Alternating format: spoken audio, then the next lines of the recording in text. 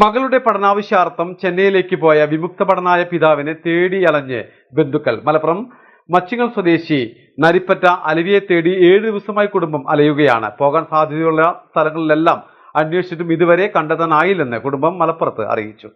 കഴിഞ്ഞ ജനുവരി 6-നാണ് മകളുടെ പഠനാവശ്യത്തിനായി ചെന്നൈ പെരുമ്പാക്കത്തേക്ക് അലവി കുടുംബത്തോടൊപ്പം യാത്ര തിരിച്ചത്. ഇവിടെ നിന്നും വാഹനം നിർത്തി സാധനങ്ങൾ ഇറക്കി വെക്കുന്നതിനിടെ പിതാവിനെ കാണാതാവുകയായിരുന്നുവെന്ന് മകൻ അൽ ബർക്കത്ത് പറയുന്നു. ഫോണിൽ ബന്ധപ്പെട്ടപ്പോൾ പള്ളിയിലേക്ക് പോയതാണെന്നും ഉടൻ വരാമെന്നുമായിരുന്നു മറുപടി. എന്നാൽ പിന്നീട് വിളിച്ചപ്പോൾ കിട്ടിയില്ല.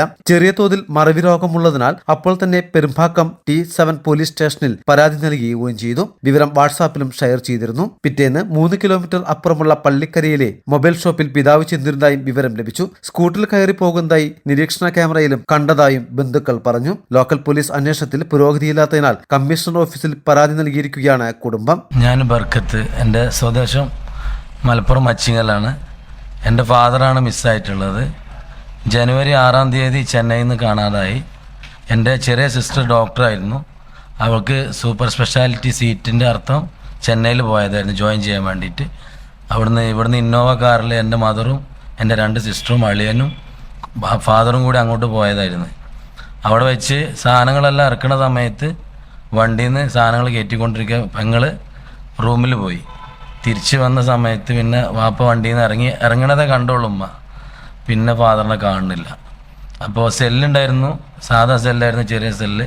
അതിൽ വിളിച്ചു നോക്കി. അപ്പോൾ ഞാൻ പള്ളിയിൽ പോന്നതാണെന്ന് പറഞ്ഞ് തിരിച്ചൊരു 5 മിനിറ്റ് വേറെ അതൊരു കോളിലായിരുന്നു ഫാദർ. അത് കോള് കുറച്ച് കഴിഞ്ഞപ്പോൾ പിന്നെ ഫോൺ ഓഫാക്കുക ചെയ്തത്. ചാർജ് കഴിഞ്ഞ് ഓഫായി. അപ്പോൾ അതൊന്ന് ചെറിയൊരു ഓർമ്മയുടെ ഒരു ചെറിയ കുറവുണ്ടായിന് ഇവിടെ നാട്ടിൽ നിന്ന് തന്നെ.